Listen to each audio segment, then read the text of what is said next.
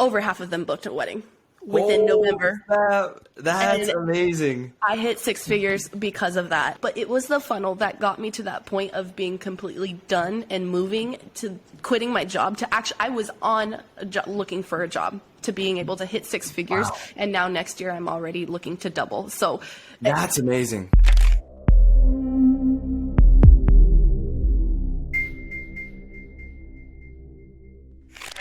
All right, let's do this. But how's it going, Alyssa? Excited to have you on our podcast, WLMA Weddings and Wine. And you have a really awesome story. You recently just hit six figures, got to a place where you're able to work less and make more as well.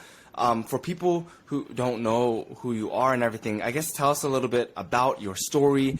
How do you get into the photography business and where you are today and everything as well? Yeah, I'm Alyssa Flores, as you said.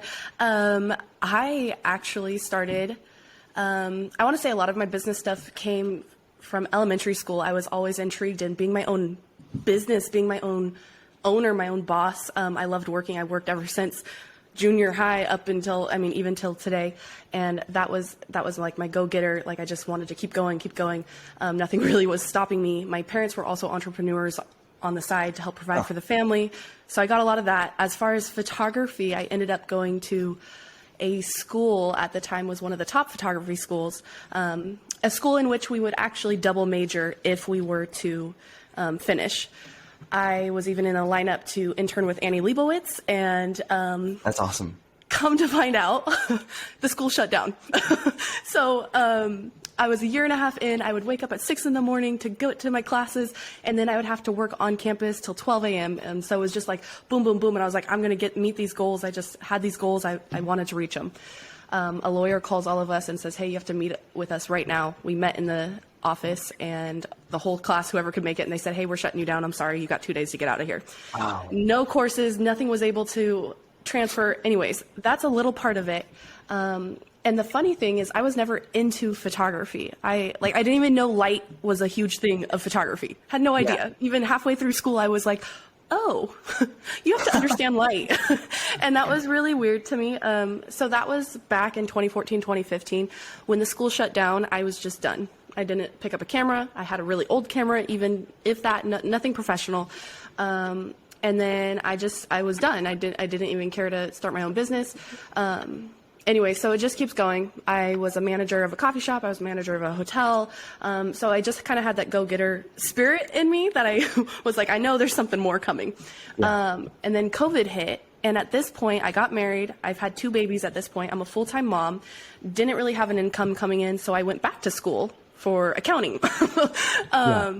And so full-time student, full-time mom to 2 toddler boys under the age of 2. And I just knew that there was more, but I also needed an income. I had my husband working, but I still had to provide in some way. And COVID hit, and I had absolutely nothing. So I said, okay, what do I do? And this was 2021. No, the end of 2020. I said, all right, I got to find a camera. I had someone's old camera, and they were like, hey, do you want to shoot this wedding for, I think, $300 or $400? And I was like, sure. I don't even know how to use a camera anymore. Like, sure. It's money. I need it. I did it. Turned out really well. And by January 13th of 2021, I started my business. Wow. And that's, so long story short, I picked up the camera again because I had to. And I just kept learning and trying as much as I could.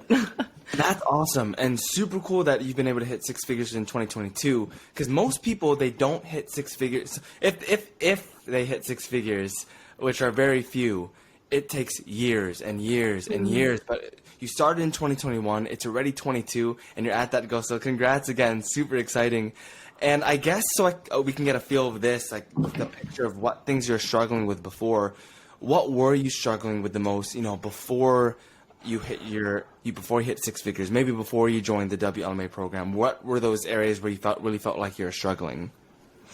I think a lot of it was sales. I never wanted to be a salesperson, and I would consider myself, you have to sell yourself as an entrepreneur, as a business owner. As much as you want to say you're not, you have to. Yeah. How else do you make, anyways? So before WLMA, I had no understanding of sales. I I mean, I had some, but I didn't know what to do. I didn't know what that meant. I didn't know how to strategize. I didn't know, I didn't know how to plan or even to start thinking of something new. I couldn't do it. Yeah. So I think that was my biggest pain point. So pretty Was much sales, marketing, just figuring out how to get yourself out there and everything, correct? Yes. Yeah. Yeah. Now, getting to the place where, to six figures, what would you say, because this is what everyone's probably wondering right now, what would you say were those key strategies building momentum to your first six figures this year? I mean, and I fully give this to you, Jordan, and your team, because I learned it through WLMA. And to be 100% transparent, I have yet to be able to finish the full course because you have it so jam-packed with information that I know I could excel even further because I've not finished the course and I've reached six figures using your strategies. And it's amazing. And I'm just blessed and grateful for that. To get back to your question, I think funneling was the biggest thing. And I think that was like your first step is, hey, do you know what a funnel is? Here is a funnel. Here, let me help you. Let me show you how to not only create a funnel that your ideal clients will want, let me show you how to get there. And that's what I learned. And I just really dove deep into that. And then the community you have built just within the Facebook group, just reading the comments constantly, or I turned on your notifications for your page and I said, okay, when it's there, I need to jump on it and I need to read it. And I really did. And I went and read it and there were several of the guys in there, a couple on your team now, and they would just make comments and they were solely interested in knowing how to move further. But the funny thing is they were interested and they are now on your team because they are also success stories. So I was like, okay, if they're doing well, if that's how they're getting there, then I need to follow those steps. So I just became interested in trying to learn more and interested and eager for education. So in every aspect, I just kept digging into what you had to offer, I guess. But the funneling was one of the key factors, is how to get an ideal client into you and showing value. And I love that. And I love what you did is when, even though you didn't finish the course, what I love is how far you can truly get when you deeply understand the principles. Even if you get a grasp of the principles, you can adapt within that, take things pretty far. And I know for you, we kind of talked a little bit on DMs. A lot of this was through like boosting ads, like on Instagram and everything, getting them into your funnel. And what we've talked about, ads just get attention, but they're not like raving fans yet. But the funnels is what really turns all these strangers into raving fans. Curious, and I know this would be helpful for even some of our students in the WLMA. What would you say were like some of your favorite strategies to do in your funnel to nurture your leads within there? I think all of them, but I feel silly because it was like they're all literally from you guys. So one of your things is the free engagement session or something to grab somebody in and then to nurture. And that's, I guess, what you're asking. How and where are we going to do that? Where are you giving information? I think my favorites was literally just giving the information. I feel like a lot of people hold back on that information.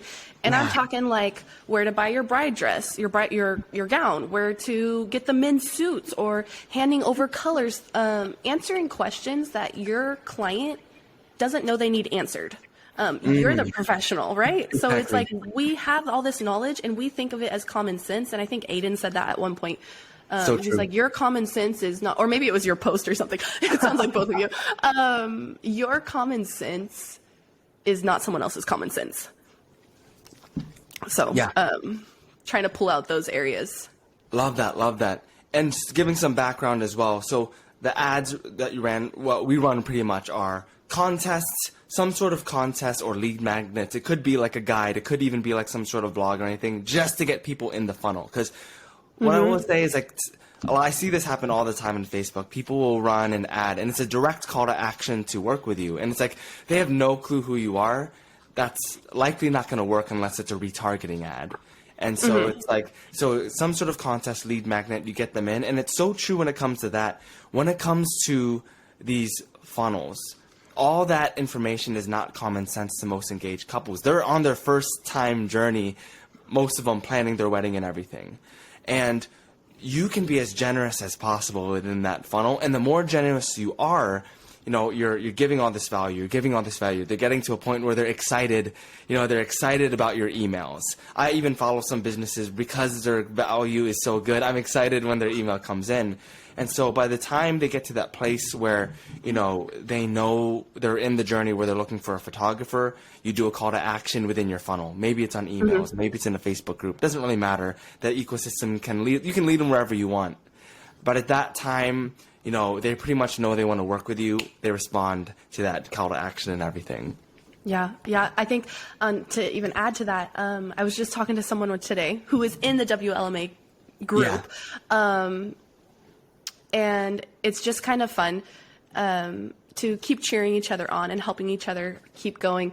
And oh my goodness, she was like, well, how do we get someone from here to there? And the main point was give them value. And we think that giving value is giving ourselves away, but the more valuable you make yourself look, the more and you are valuable, but how are you going to give that to an ideal client? How are they going to see that? You can't just get on a consultation and say, hey, these are my prices. I'm $3,600, $5, whatever your numbers are. You can't just throw them the number and be like, book me today. You like my work, book me.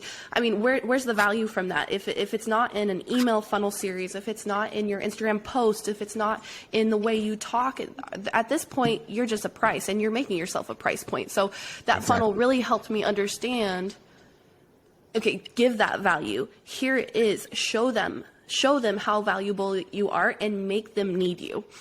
I mean, I love that.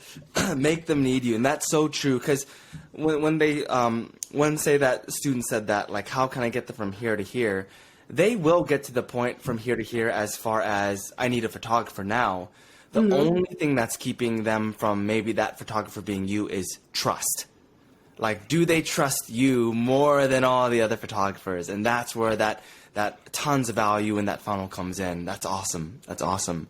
So now getting a feel of this as well, we talked about sales a little bit, like when it comes to these wedding consultations, all that type of stuff as well.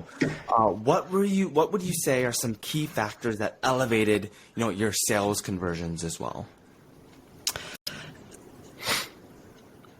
I mean, the biggest one was the funnel, the value. One thing that you teach within the engagement session, and this is where I did the course so long ago, so some of it I used, and then I just kept whatever worked, I just kept going with it. So with the conversion, not only are you, so my ad is running, right, and I did a free engagement session, so they're interested. These are people who are like, oh yeah, I'm getting something real good. They see it's priced at a certain point. They're like, oh yeah, I'm really benefiting.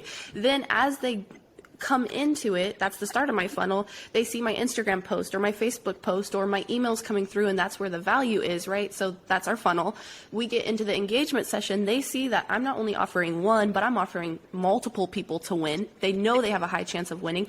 They start to trust, and that's what you were saying a second ago. They see the value. And then at the engagement session, that's kind of where my sales was starting to converse, because it's like, they see that it's real. They see that it's working. One of the things I would do is a sneak peek either that night or the next morning, and they're like, oh my gosh, like, not only did I get this for free, but she showed up on time. She was there 15 minutes early. She gave me directions on clothing. She gave me directions on the place. We go to sand dunes often for these engagement shoots because they just think it's amazing. And I'm like, hey, it's a 15-minute walk. You're going to want shoes for this. You're going to have this. And, and it's simple conversation, just like you and I are having right now. And they just feel like they're trusting a friend. So then when it comes down to converting, at the end of the session, they feel valued. They feel like they're on top of the world. You're making yourself look amazing.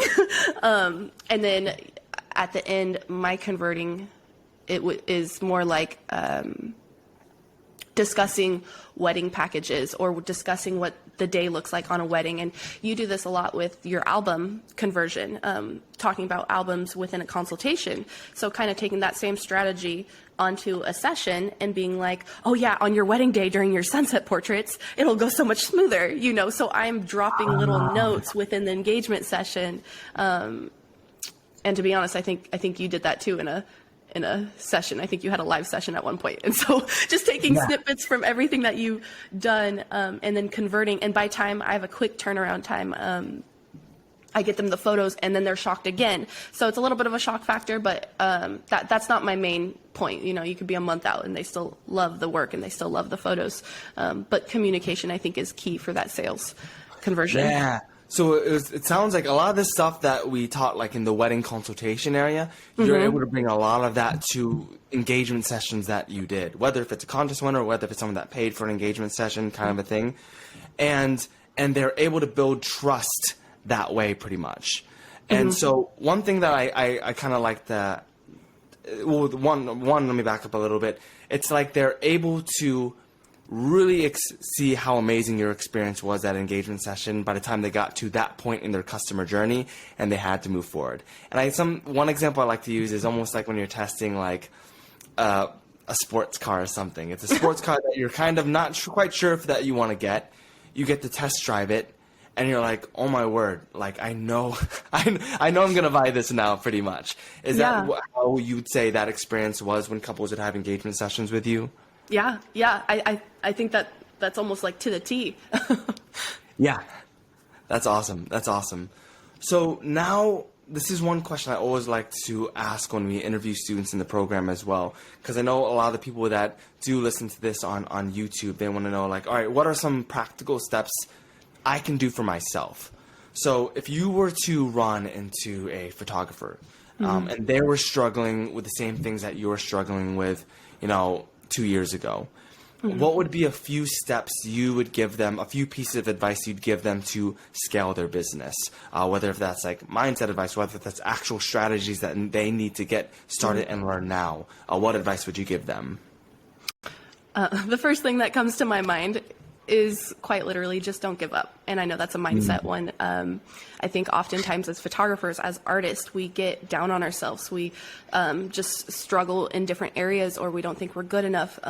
But you are good enough. And even if your work is not quite there, or you don't think it's quite there, just keep working on it and just keep going. I feel like oftentimes we fail because we don't want to just keep going. And I know that was for me. So as far as that, just don't give up. If you're in a hard spot or you're not making money at the moment, excuse me, just get up, keep going, find a family, find a couple, do it for free, get a portfolio, just keep working, making yourself look busy.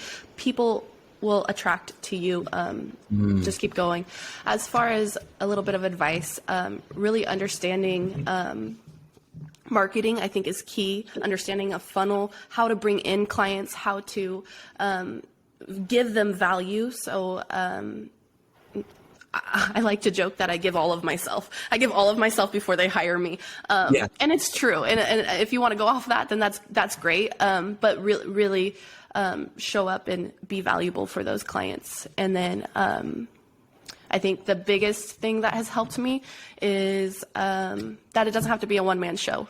It's so trendy, and I was saying this with you earlier, that people really try to make everything, I'm a one-man show, I'm the accountant, I'm the editor, I'm the social media person, and that's great. If you can do that, that's great. I'm a full-time mom, I was a full-time student, and I had a part-time job when I started this job. So I tried as much as I could. I didn't have money to do it. I had ways that I could do trades, or I took extra time, different things. But to learn how to streamline your business, whether that's through automated emails, if that's, you still want to give personality and personal touches, you can figure that out. But I feel like that was a key factor for me, was where do I outsource? If outsourcing means using Instacart is what I was trying to get at. If it means using Instacart so you can take a little bit more time editing. If you have to grab your mom to come babysit for a second, so you can do one last thing. If outsource, and however you can, it doesn't have to be a one-man show. Yeah, that's so true. Especially when it comes to outsourcing. For a while, we even outsourced, through like Cook Unity when it came to food, so we had more time to focus on, certain things, more profit producing activities in the business and everything. Or outsourcing editing is huge. Like if you're finding that you're not finding a lot of time to work on things on the business because you're editing, it's like you need to outsource editing, or else the business will not move forward, if you're always on the computer and you're not actually working on activities that push the business forward. And one thing that I really like that you mentioned as well, I mean, when you mention keep pushing forward, a lot of people think that maybe it's a cliche thing to say, but it's so true. I recently did this one video where it talks about most business owners will go through this experience pretty much called the valley of despair, where you are excited, you're going to grow your business or something like that. You want to grow a photography business, and that's a place where it's called uninformed optimism. Uninformed optimism. You realize that it's a lot more difficult than you think. And now you get into this place called informed pessimism. But then it usually gets worse. From informed pessimism, you end up in the valley of despair. And that's where most people quit. Like, growing a photography business is freaking hard. Like, I can't do this. I'm not going to tell anyone, but I'm going to quit. I'm going to start something new. And that's when shiny object syndrome comes in. They find a new venture, and then you end up in that whole cycle over and over again. And it's when you get to a place where you get from the valley of despair, you're like, I can do this. That's when you get in informed optimism, and then you get success. Well, okay, so on that, I got to that point. We are in the end of December right now of 2022, and in September of 2022, take this as you will, but I was broke. I had no money. I was not hitting six figures. I was not there. I knew I could do it, but I was done. We were to the point that we were looking into moving. We were to the point of looking for another job for me. We were to the point of we had to back off a lot of things. And I got to that point where I was able to bounce back up and be like, no, we got to keep going. We got to keep going. And all of a sudden, within 2 months, I hit six figures, and that That's doubled amazing. my income within 2 months. That's insane. But it's not that it was just a luck of the straw. You know, it wasn't just all of a sudden I started booking. I had built that value. To be honest, I can't completely remember when I purchased your course, but when your course came on, I want to say it was under a year ago. Within a year that I actually started the course, I want to say it was January or February of 2022 where I actually implemented the strategies or started learning it. So within a few months, we're talking that I was able to do this with your strategies. And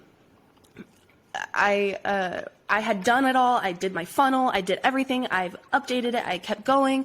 And then in September, I was like, there's no more money for ads. I can't even do this. But in September was the same month that my ad before that said, hey, I'm giving it to 2 people. Well, every single person that came in that I thought was an ideal client, I said, you'll get an ad, you'll get an engagement session, you'll get an engagement session. I booked 16 free sessions in September. Yeah. Over half of them booked a wedding within November. That's amazing. I hit 6 figures because of that. And now Christmas time comes around and people look at me and they're like, oh, you're so busy. Oh, you're so wanted. You're so this, you're so that. And I know that's just, that's a marketing strategy. I look wanted. Yeah. And I can keep working on my craft. I can keep working on my business. But it was the funnel that got me to that point of being completely done and moving to quitting my job to actually, I was on looking for a job to being able to hit 6 figures. Wow. And now next year I'm already looking to double. So that's amazing. Time. That's so cool. It does take time and diligence. And especially you hit that compound effect because you were giving value that whole entire time. And 2 things I wanted to mention is, number one, you built you with weddings. Sometimes you can book a whole entire year of weddings within a short amount of time. You know what I mean? And that's exactly what you experienced. And sometimes it's just you have a lot of couples in your funnel that are just not in that get a photographer phase yet.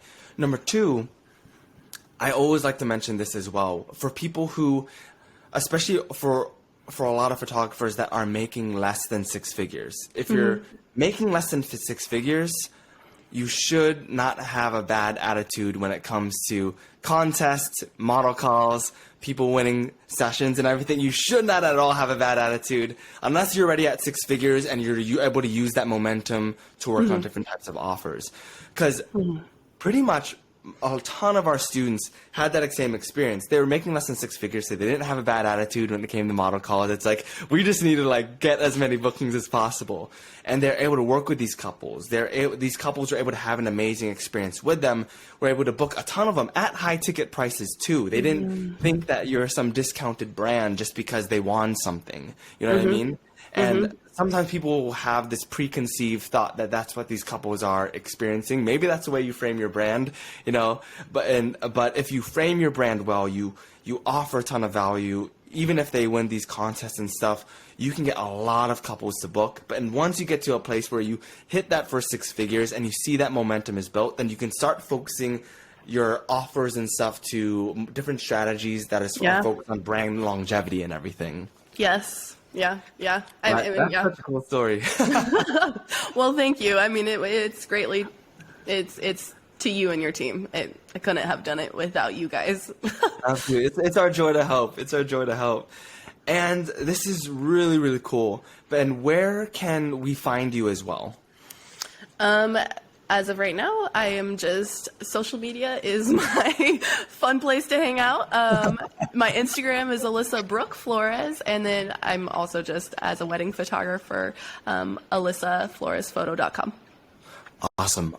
Well, thank you so much, Alyssa, for joining this on this podcast episode. We'll hopefully get it up in January. And keep in touch with us. Keep us updated on your results and everything as well in the future.